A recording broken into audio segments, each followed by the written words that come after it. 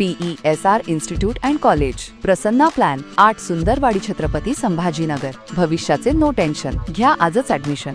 PESR institute and college. Satara जिल्ह्यातील फलटण येथे घडलेल्या महिला डॉक्टर आत्महत्या प्रकरणी सीबीआय मार्फत चौकशी तसेच पीडितेच्या कुटुंबाला 5 कोटी रुपयांची आर्थिक मदत देण्यात यावी अशी मागणी association of medical officer Maharashtra राज्याचे अध्यक्ष डॉक्टर संदेश यमलवाड यांनी केली आहे। अमरावती जिल्हा सामान्य रुग्णालयात पत्रकार परिषदेत ते बोलत होते। यावेळी अमरावती जिल्हा असोसिएशन ऑफ मेडिकल ऑफिसरचे अध्यक्ष डॉक्टर रणजित राठोड देखील उपस्थित होते। फलटण जिल्हा उप रुग्णालयात कार्यरत असलेल्या डॉक्टर संपदा मुंडे यांच्या आत्महत्येचे पडसाद केवळ महाराष्ट्रातच नव्हे तर संपूर्ण देशात उमटताना दिसत आहेत। या मुद्द्यावरून जिथे विरोधकांनी भाजपवर टीकास्त्र सोडण्यास सुरुवात केली आहे, तिथेच आता पीडितेसाठी न्यायाची मागणी देखील विविध स्तरावरून करण्यात येत आहे। स्वर्गीय डॉक्टर संपदा मुंडे हे फलटण उपजिल्हा रुग्णालय या ठिकाणी कर्तव्यदक्ष अत्यंत प्रामाणिक वैद्यकीय अधिकारी गट ह्या पदावरती कार्यरत होत्या। 24 ऑक्टोबर रोजी सोशल मीडियाच्या आणि इतर माध्यमातून आपणास आत्महत्या झाली, मॅडमची आत्महत्या झाली असं कळण्यात आलं।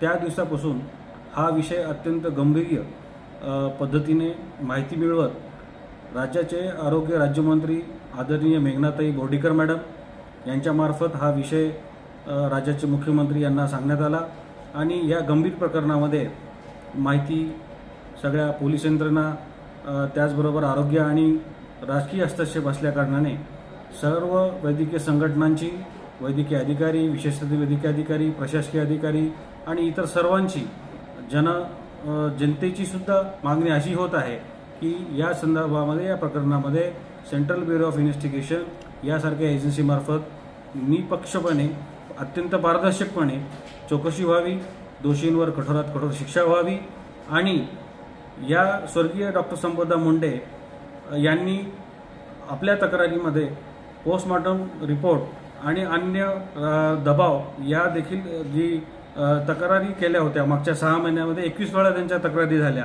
आणि संबंधित आरोग्य विभागातील प्रशासकीय जे अधिकारी आहेत यांना सुद्धा त्यांनी कळवलं होतं, तरीसुद्धा त्यावर कोणी कारवाई केली नाही आणि अंततः त्यांना मानसिक छळापोटी आणि इतर गोष्टीचा दबाव असल्याकारणाने आत्महत्या त्यांनी उघडकीस झाली।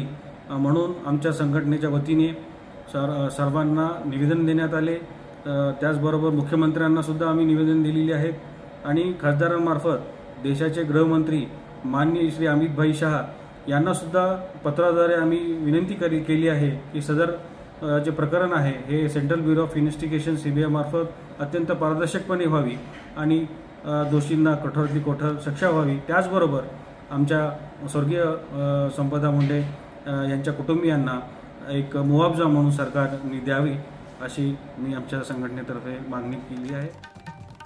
आत्महत्येपूर्वी या डॉक्टर तरुणीनं एक चिठ्ठी आणि तळहातावर लिहिलेल्या मजकुरात फलटणमधील पोलीस उपनिरीक्षक गोपाळ बदने आणि आणखी एका व्यक्तीवर आत्महत्येसाठी प्रवृत्त केल्याचे आरोप केले होते। 5 दिवसांपूर्वी या डॉक्टर तरुणीनं आत्महत्या केली होती। जन्मदाय न्यूजकर्ता राजेश्वर गोरमाडे यांची रिपोर्ट, अमरावती। मराठी बातम्यांसाठी जन्मत लाईव्हला लाईक करा, सबस्क्राईब करा आणि बेल आयकॉनला दाबायला विसरू नका।